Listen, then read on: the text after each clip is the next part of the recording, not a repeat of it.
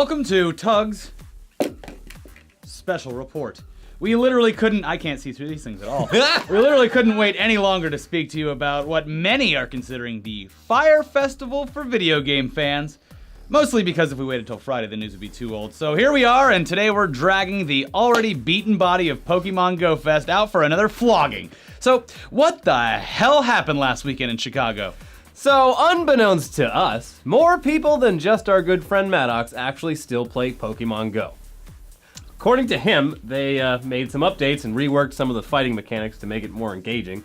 The company who created the game, Niantic, they probably thought, hey, while we still have some sort of player base left, we should probably get them all together for a nice weekend of Pokemon hunting. Now sure, it would be one last hurrah for the game that got everyone off the couch and down to their local liquor store, decaying monument, strip club, or Holocaust museum.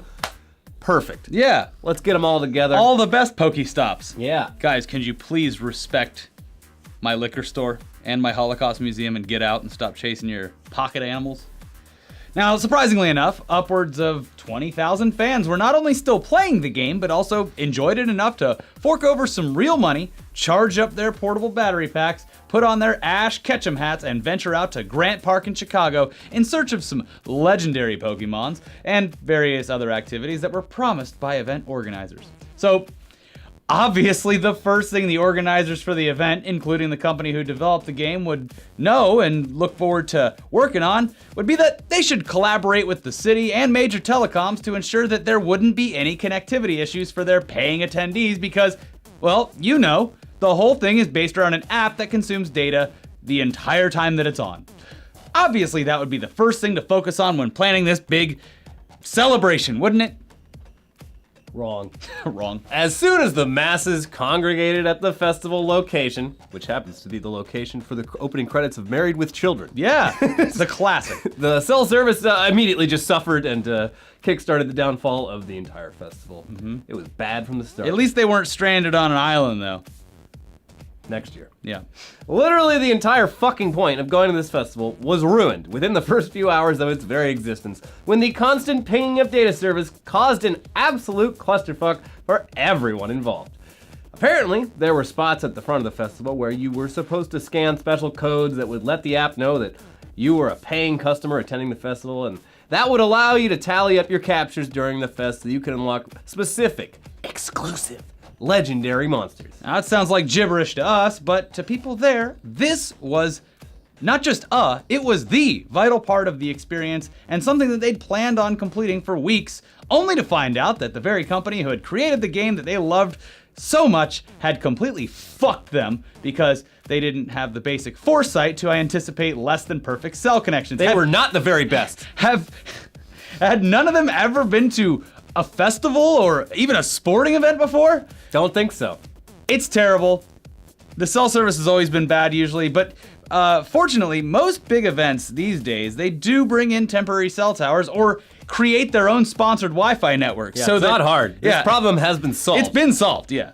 A few personal examples. The Staples Center here in Los Angeles holds the same amount of people that attended the Pokemon Fest, and reception might even be harder because everyone's in such a small indoor space, not spread out across a giant park. But the Staples Center, they partnered with Verizon to give Wi-Fi access. If you just watch a short ad, you get pretty decent internet. Coachella this year had Wi-Fi available all around the festival thanks to a Netflix show sponsorship.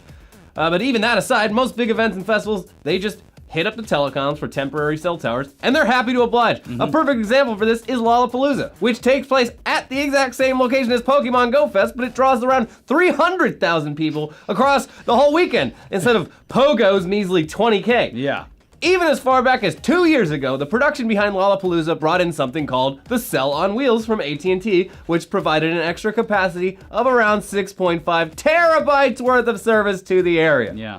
The Chicago Tribune notes that this is the equivalent of handling 19 million social posts with pictures. A lot more than just spinning things around and flicking your balls. But that was in addition to Verizon installing 12 transmitters around the park for that increased load. Yep. Lollapalooza. Turns out when you've been doing a festival for 30 years, you figure these things out. Maybe it's kind of like when someone releases a first generation phone or any tech product.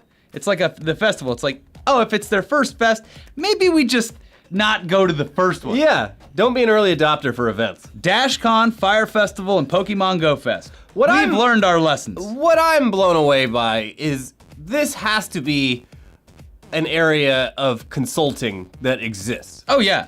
You have to be able to... There has to be checks and balances when you book a place like Grant Park in Chicago where at least someone from the city says, hey, by the way, maybe you should... Have you spoken to a consultant with experience in event planning? Yeah, so, I mean, yes, the stuff that Lollapalooza brings in, though, it's a little overboard for something as small as Pokemon Go Fest, but to just assume that the cell service would work, it's bad planning. It's like the people setting up the fest just said, you know what, the population of Chicago, it's over 2 million people. That's a lot. Adding a measly 20,000 users in one area of Chicago to the cell networks, a piece of cake. Also, I don't know how cell networks work. Yeah, of course, this kind of thinking, it doesn't make any sense, because if you even do the basic research of how cell reception actually works, that's not really how, No, yeah. they have these things called towers. Yes. And they get clogged up. See, the internet is a series of tubes. Anyways, regardless, this massive fuck-up did provide everyone with some real cringe-tastic clips from the stage and production, because instead of just canceling everything and refunding everyone's money with some added bonuses, which they ended up doing, by the way. Eventually. Organizers, they went ahead and decided that the best thing to do would be to go ahead with the live show and put the hosts, talent, and corporate team on public display for the angry fans to ridicule while people at home just watched and laughed and clapped. Yeah. Guys, this whole thing's going down in flames. Let's pretend nothing's wrong. Let's parade all these people out on stage to be the lightning rods for people's anger.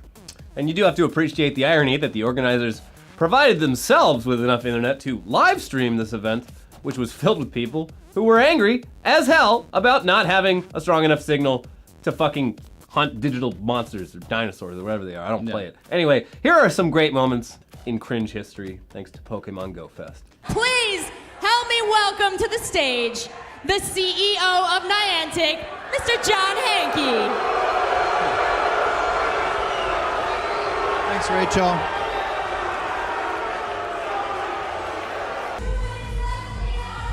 Challenge window trainers, so make sure you catch those last Pokemon so they count. There have been maybe 10 unknown spawns. I was there for about 4, and they don't like me. I'm in a Savage Season one. It's gonna happen, but just not yet. Explain to me and maybe to the people around here that don't know what a Savage Season is. So a Savage Season basically means you're gonna throw a Nana Berry at the Pokemon, and then you're gonna toss a Pokeball, and it's the first throw. And if you hit it there, you're pretty much a Savage, therefore you Savage Seasoned that Pokemon. How did I come up with that? I actually don't remember, but it stuck, so Savage Season, yeah. All right. I actually just caught my first unknown. Did you guys see that here on stage? And I might have Savage Seasoned it as well. Like mobs almost 1/4 this size, running for rare Pokemon. Oh wow, this looks like an awesome video here. We got a intense. Blissey and a Alakazam coming up. There's 3 issues that we are tackling right now. One is a network issue. One of the providers is trying to pump in some more bandwidth. So that's something that we're working with them closely on. The other 2 issues are on the Niantic side. There's a crash bug issue that we've identified. I know some of you have had that issue, as well as an authentication issue. So we've got it completely pinpointed to those 3 things. Overall with GoFest, how are you feeling today? Honestly, it was a great success. Yeah? I've had some... Fun having everyone here making the vlogs. It's gonna be a cool video weekend for YouTube, especially with Pokemon Go. Absolutely. I can't wait to see all the video content that comes out of this. So there you have it. I mean, at least they had the balls to go out on stage and be like, sorry, but also, everyone having a good time? No, we're not. No! Now, Like, how many Pokemon have you caught today? Oh, none. I can't. you fucking kidding me? We're gonna fix that. No. Now, there are some links below to full stories about the whole fiasco, as well as some glorious links to full clip compilations. You know what? It's another thing where it's like, you just stay at home and you're having more fun than everyone. Yeah. You're not out in the heat. It's positive. Yeah, it's like, God. Yeah, Chicago is miserable in the summer. Oh, yeah. During this. Very humid. Yeah, humid, hot. It would have been great if Pokemon Go Fest turned into like Woodstock 96 or 98 or whatever it was. Where it was 99. Woodstock 99, where it just got like, it was just mud everywhere. So they were just throwing mud everywhere, lighting Yeah. stuff on fire. These poor Pokemon fans. You know what the crazy thing is that Ja Rule was behind Pokemon Go Fest too. Ja Rule is the. It's not true. He's the wizard behind the curtain for Yeah. everything that goes wrong. He's just pulling levers, Yeah. having a blast. Anyways, thank you for taking part in this T.U.G.S special report. We'll be back later in the week to talk about really important gaming stuff, like the fact that PlayerUnknown Battlegrounds updated. They're updating so you can buy clothes in it now instead of actually finishing the game. I can't see anything either. Yeah. All right, bye.